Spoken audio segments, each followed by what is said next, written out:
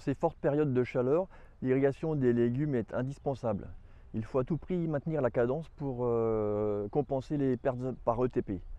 En revanche, pour améliorer l'efficacité de l'eau, il est préférable d'arroser en absence de vent, car l'irrigation par aspersion avec un enrouleur est quand même de très mauvaise qualité.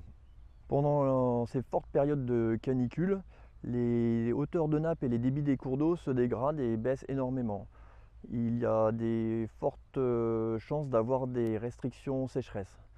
Dans ces situations, il est important de s'informer auprès de sa commune ou de son association des irrigants ou de la chambre d'agriculture pour savoir si la commune du forage a des restrictions.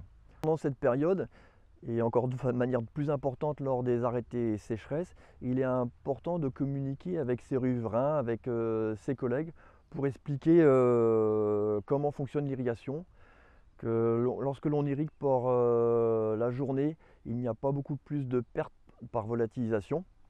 Ça, c'est un premier point. Ensuite, pour compenser ou pour arroser la nuit, il faudrait être suréquipé, donc ça, c'est une forte contrainte. Ensuite, il y a des aspects importants qui ne coûtent pas très cher. Faire très attention à ne pas arroser les bordures de chemin, les bordures de route, parce que le grand public ne comprend pas quand il y a des restrictions, qu'on gaspille de l'eau. Donc ça, c'est des éléments assez importants.